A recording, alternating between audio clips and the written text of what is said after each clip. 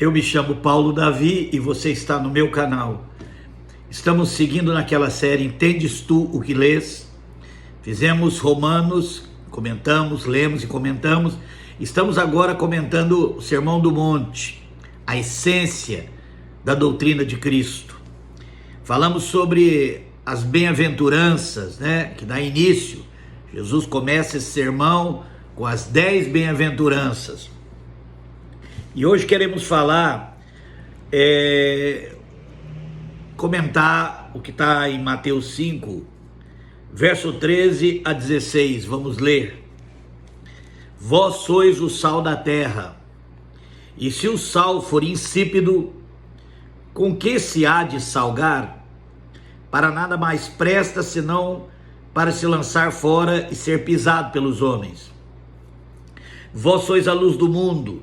Não se pode acender uma cidade edificada sobre um monte. Nem se acende a candeia e se coloca debaixo do alqueire, mas no velador, e dá a luz a todos que estão na casa. Assim resplandeça a vossa luz diante dos homens, para que vejam as vossas boas obras e glorifiquem a vosso Pai que está nos céus. É interessante Jesus iniciar, depois de falar dos 10 motivos para se ser feliz no reino de Deus, ele começar falando, afirmando, sobre os seus discípulos: vós sois o sal da terra. E se o sal for insípido, com que se há de salgar? E já começa, a gente precisa comentar sobre o significado, a importância do sal no tempo de Cristo, E comentar sobre essa questão do sal ficar insípido, ou perder a sua utilidade. Então, a primeira coisa que nós precisamos reforçar aqui é sobre essa questão do sal. O sal tinha muitas funções no tempo de Cristo. O sal já foi até forma de pagamento dos soldados romanos, ainda no período das conquistas, quando foi conquistado a orla do Mediterrâneo. O sal naquele tempo tinha muito valor, o sal já foi até pagamento. Daí vem a palavra salário, vem de salário, palavra romana referente ao pagamento do soldo dos soldados romanos. O sal também é tempero, ele dá sabor aos alimentos. E naquela época também era. Mas eu quero ressaltar aqui duas funções importantíssimas do sal, e eu acredito que Jesus estava pensando nelas quando disse que nós somos, os discípulos de Jesus, você e eu, o sal da terra. Bom, você sabe que naquele tempo não havia sistema de refrigeração. Então, carnes, peixes, só podiam ser conservados utilizando principalmente o sal. Então, o sal, ele era usado para impedir que alimentos se deteriorassem. Ele servia para preservar os alimentos. Há uma outra utilidade do sal, que era remédio. O sal era um antibiótico natural. Muitos soldados, quando se feriam, naquele tempo não tinha antibióticos, e um importante uso para o sal era colocar nas feridas para evitar a proliferação de bactérias e infecções. Então vamos pensar um pouquinho nesse aspecto. O sal como elemento que não deixa que os alimentos se deteriorem.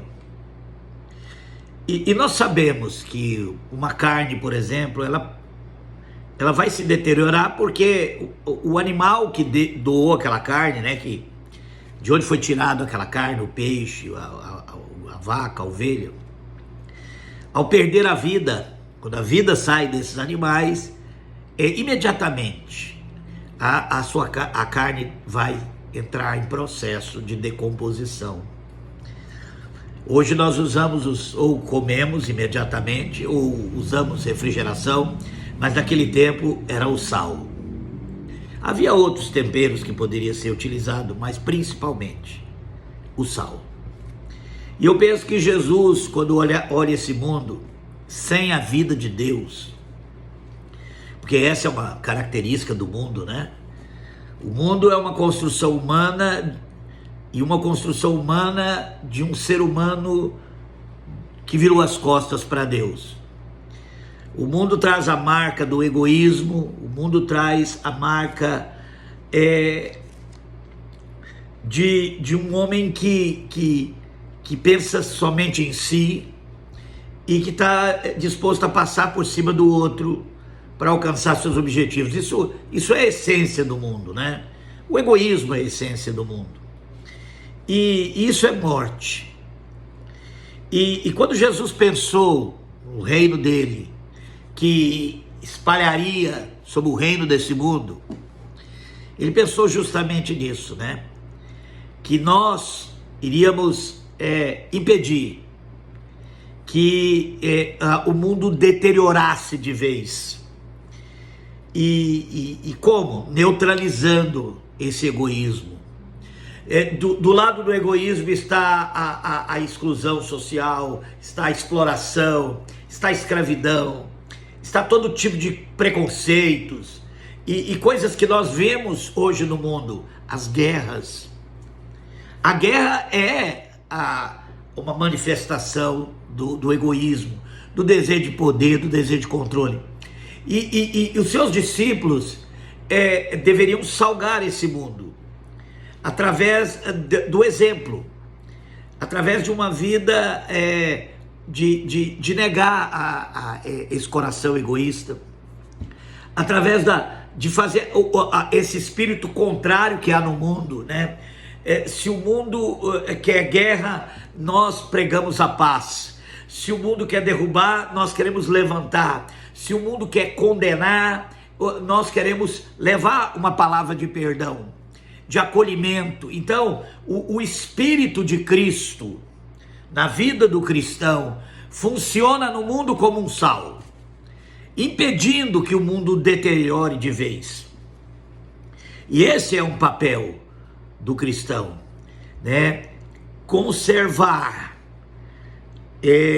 um mundo que perdeu a vida de Deus, e que se nós não agirmos assim, e eu fico pensando que se não fosse verdadeiros cristãos durante toda essa história, desde que Jesus veio, o mundo teria deteriorado. A própria religião, né, é uma deteriorização do mundo, né? O cristianismo é uma religião sem a vida de Deus. Por isso que deteriorou para tantas seitas e fundamentalismos, intolerâncias, inclusive a guerra, né? A falta da vida de Deus faz com que tudo nesse mundo se corrompa, apodreça,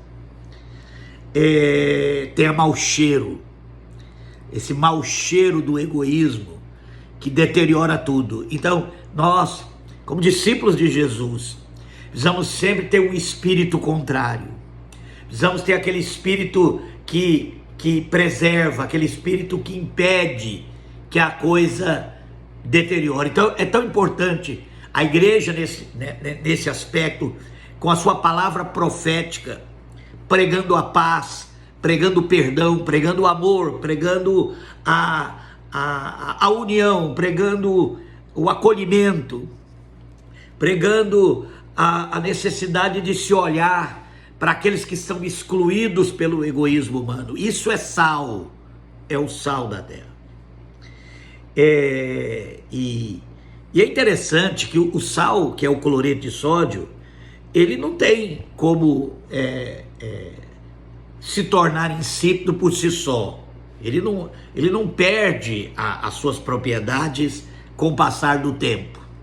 Mas tem uma coisa que pode tornar o sal sem capacidade de salgar. No tempo de Jesus, o sal era armazenado em galpões, e esses galpões deveriam ser bem cuidados e fechados, porque aquela região onde Jesus viveu é uma região muito árida, é uma região de muita areia, muito vento, muito seco.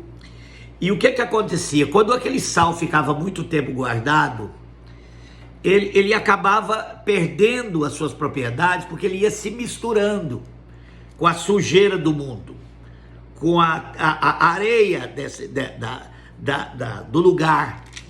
E aí o sal misturado com areia, ele já não serve mais nem para preservar o alimento, ao contrário, ele vai acelerar, né, a deterioração do alimento, por estar misturado com areia, e não tinha como separar. Então, se misturasse, acabava.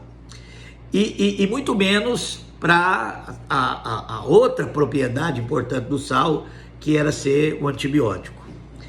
E é por isso que Jesus fala que se o sal deixar de salgar, perder as suas qualidades, ele não serve mais a não ser deitado fora e pisado pelos homens, que era o que acontecia. Aquele sal que não era utilizado e se misturava com areia, ele era jogado fora. E vamos pensar um pouco nisso também, né?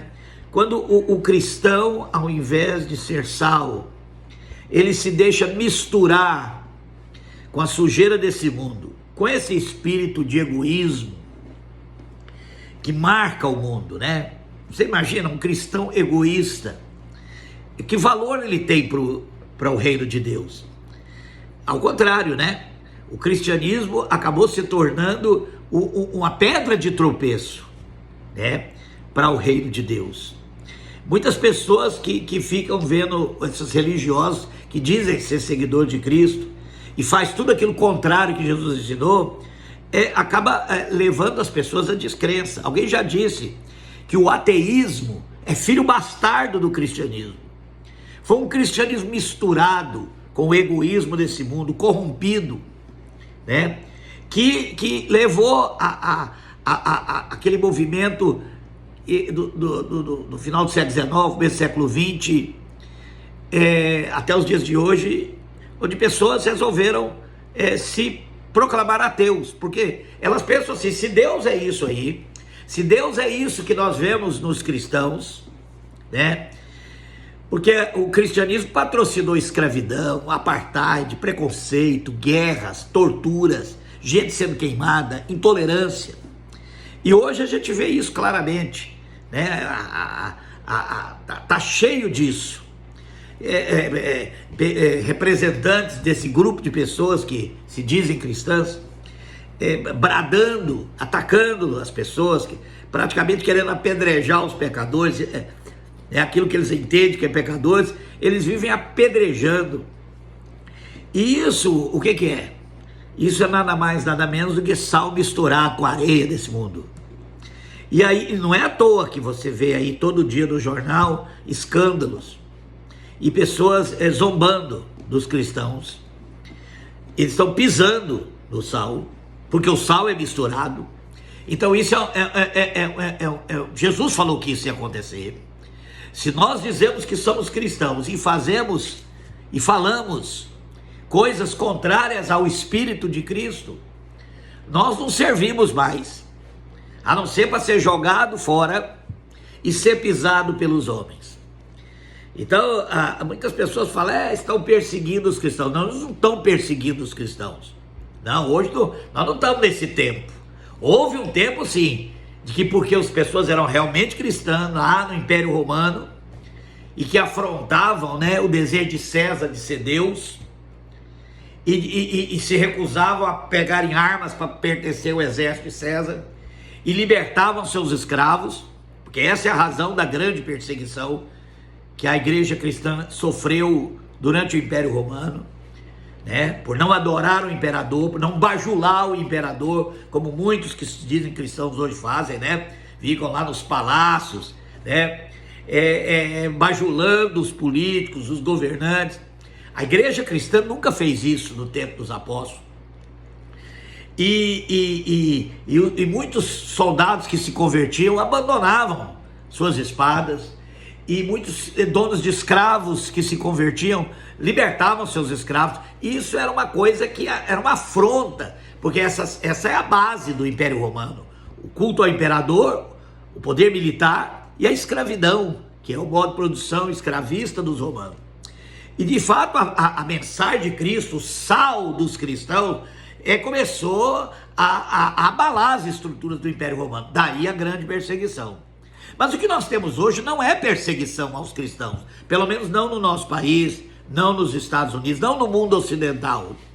Há lugares que os cristãos são perseguidos, sem sombra de dúvida, não negamos isso, justamente porque lá eles são cristãos. Mas o que acontece aqui, está acontecendo hoje no Brasil, não é os cristãos sendo perseguidos, mas é os homens pisando um sal que foi deitado fora porque está misturado.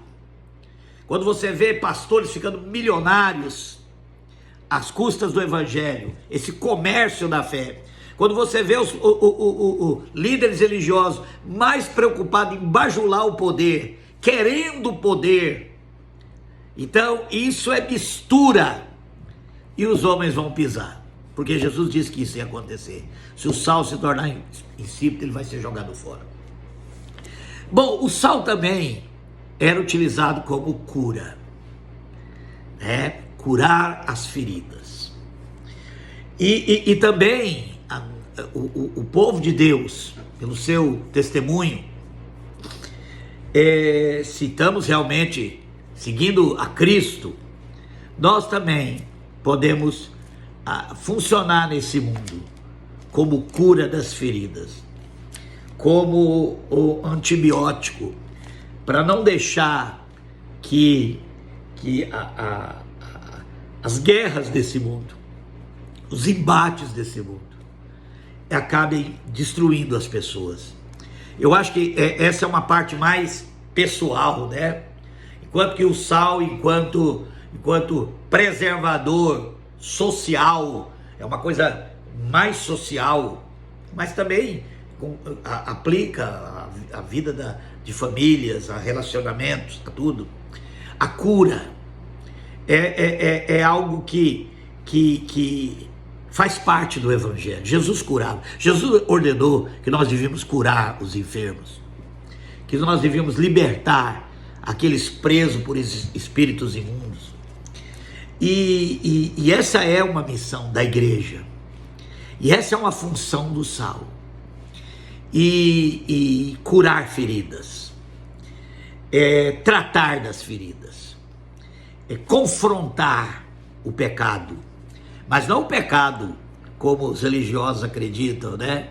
É muito ligado à questão moralista, mas o pecado como a Bíblia ensina, como Jesus ensinou. A Bíblia é o Jesus ensinou, que é a questão ética, que é os frutos do egoísmo. E precisamos proclamar a palavra do Senhor contra o egoísmo, contra as coisas que o mundo idolatra, né?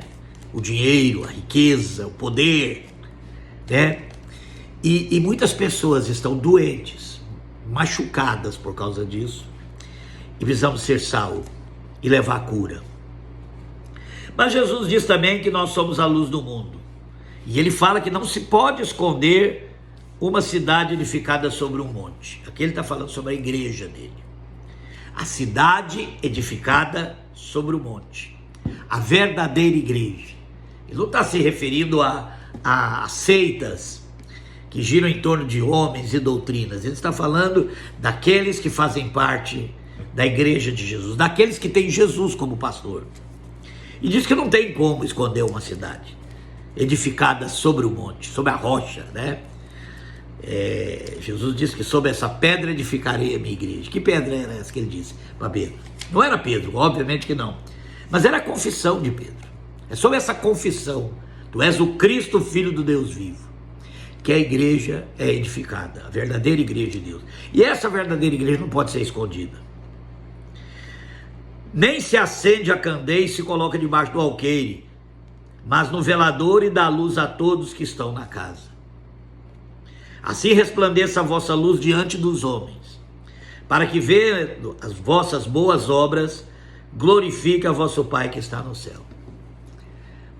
E aqui Jesus foi muito claro, o que ele se refere à luz. As boas obras, as obras de caridade, as obras de amor. Aquilo que a gente já vem falando, que funciona como sal, que preserva, que cura, mas também que ilumina. Ilumina como? Será que nós queremos chamar atenção para nós? Não. Mas quando nós agimos no mundo como Jesus nos mandou, assim, quando nós obedecemos a lei de Cristo, a lei do amor, nós nos tornamos luzes que iluminam o caminho para Cristo. Assim como o sal misturado é um impedimento, é uma barreira para que as pessoas conheçam o verdadeiro Cristo. Quando nós praticamos as obras de Jesus, as boas obras de serviço ao nosso próximo, porque é isso que é a caridade, é isso que é o amor cristão, servir o nosso próximo, acolher, levantar, levar uma palavra de perdão, de cura, de amor. Nós servimos de luz no meio das trevas desse mundo, para que as pessoas possam conhecer a Jesus. Que Deus nos abençoe.